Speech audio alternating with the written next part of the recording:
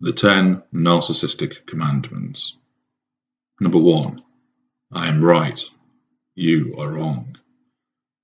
Everything I say and do is founded in the logic of my world, and it follows that it has to be right. It equally follows, therefore, that whatever you say and do is wrong. I cannot ever allow you to be seen to be right, because that means I am ceding control to somebody whom I regard as inferior. This undermines my sense of superiority. Maintaining this state of me being right and you being wrong requires various manipulative techniques, including blame shifting, projection, denial, and deflection. Of course, I am relying on your need to be understood and your desire to change me that you will always approach this stance of mine head on. My position will seem illogical to you, and you will react to it, and you will keep doing so. 2. There is no you and me, there is only me. You are purely an extension of me. I want to subsume everything about you into me. This is part of the reason why I seduce you with such totality. I am unable to discern where you begin and where I end. I regard you as an appliance that is to be plugged into me and is there to do my bidding, providing me with fuel, looking after me, and responding to everything that I command. I forbid you to act independently of me. I forbid you to have interests beyond me, and I forbid you to interact with others without my say-so. I am what is important. You must focus on me and only me. Your needs become secondary to my needs. 3. Do as I say, not as I do. Do not question me. Who are you to question someone as brilliant as me? Know your place. Submit to me and carry out my whims. Accede to my commands. I am entitled to do as I please. Therefore, any contradiction in my behavior is a mistaken belief on your part. You may regard what I say and do as hypocrisy, but you are wrong once again. This is pragmatism on my part, and that is why I succeed whilst you fail. 4. One is never enough. Such is my might that one of you is not enough to sustain me.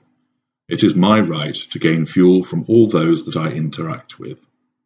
This means I will be unfaithful, but my infidelity is purely a means to an end. By all means, react to my affairs and indiscretions, for it is all excellent fuel for me, but you will not stop me from taking another. Expect to be triangulated with other people and objects, for my appetite is so vast, I must have many supply lines of fuel, and this means you will become a cog inside a vast machine, as wheels turn within wheels. 5. Your pain is my gain.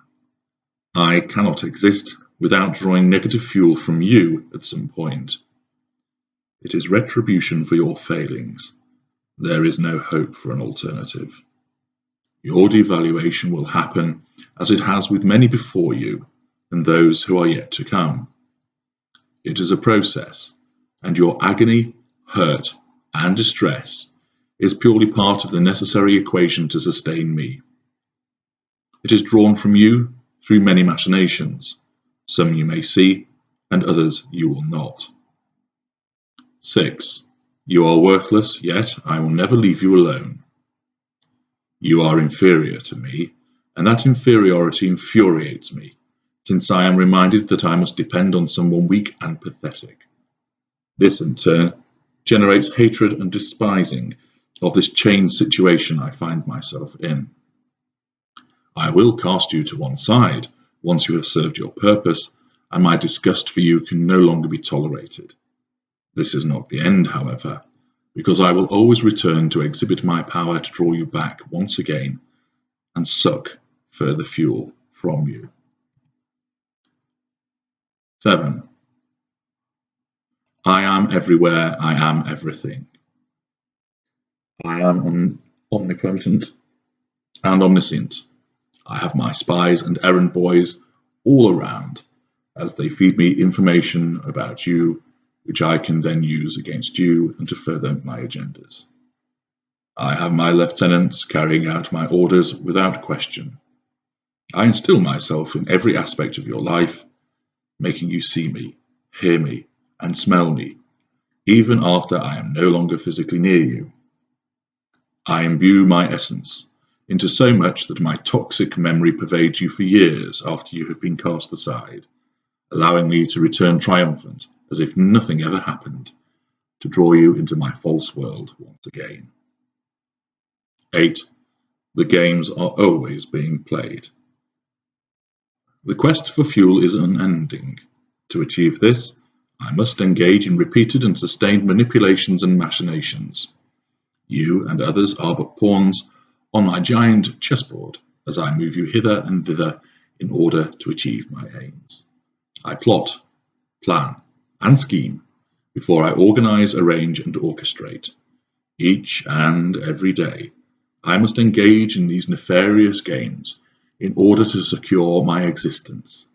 And as my chosen primary appliance, you will be caught in this malicious web, right in the center. My game playing means nothing is as it seems. The truth is a stranger to me, and lies flow from my mouth as easily as expelled breath. 9. I will never change. I will issue false promises of changing, empty protestations that I shall seek help, and perfidious declarations of knowing I need to alter my behavior, but I never shall. I deny what I am, although for the most part I know full well what I am. I see no reason to change. Why should I, when this is how I have been created?